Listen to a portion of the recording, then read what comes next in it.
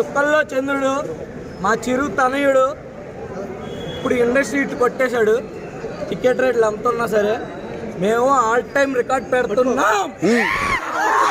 అన్ని చోట్ల మేము ఆల్ టైమ్ రికార్డ్ పెడుతున్నాం.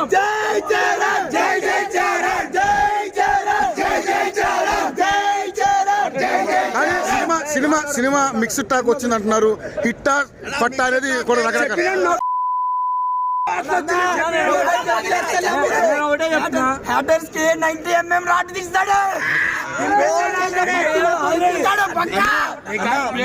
మిక్స్డ్ టాక్ లేదు, ఏం లేదు. యాక్టర్ రామ్ చరణ్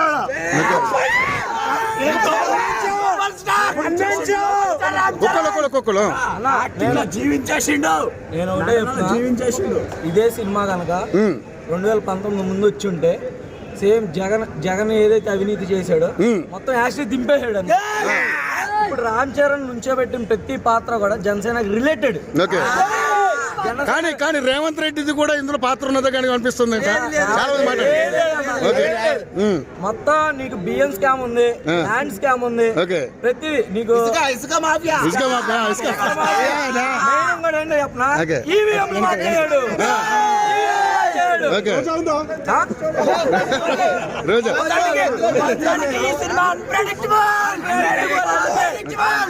కానీ ఎస్ఏ సూర్యకి ఆయనకి మధ్య వారు గట్టిగా మంచి సీన్స్ బాగా పండిందంటగా. లవ్ స్టోరీ ట్రాక్ కొంచెం తప్పిందంటారు, దానికి ఏమంటారు? అంటే లవ్ స్టోరీ బాగా లాగ్ అయింది అన్నారు. పొలిటికల్ డ్రామాలో నువ్వు లవ్ స్టోరీ ఎక్స్పెక్ట్ చేసావు అనుకో, నువ్వు ఇంకా రొమాంటిక్ అంటే నీకు ఓన్లీ రొమాన్స్ కావాలి. పొలిటికల్ డ్రామా ఏంటంటే నీకు సమాజంలో ఏం జరుగుతుంది, ఎక్కడ చెడు జరుగుతుంది, ఎక్కడ మంచి జరుగుతుంది అక్కర్లా. మనకు ముద్దులు కావాలా, మనకు లవ్ సీన్లు కావాలా. సమాజంలో మార్పు దిశగా సమాజంలో మార్పు దిశగా ఈ సినిమా ఉందా? శంకర్ గారికి మార్క్ సినిమా, మార్క్ సినిమా. ఒకే ఒక్కడు భారతీయుడు, అపరిచితుడు కూడా. అంటే ఈ మూవీ చూసాక చాలా మంది చదువుకునే వాళ్ళకి ఇంకా కసి పెరిగింది. ఎందుకంటే ఇప్పుడు జరుగుతున్న రాజకీయాలకి ఇలాంటి రామ్ చరణ్ లాంటి మొగుళ్ళు రావాలి. ఒక మధ్యతరగతి విద్యార్థి చదువుకొని అంటే ఇప్పుడు రాజకీయాల్లో చాలా మంది చాలా చేస్తున్నారు. ఇలా ఈ సినిమాని ఇన్స్పైర్ తీసుకొని చాలా మంది చదవాలనుకున్న వాళ్ళు IAS IPS చదివి ఇలాంటి రాజకీయ నాయకులు అరికట్టాలి. జై జనసేన.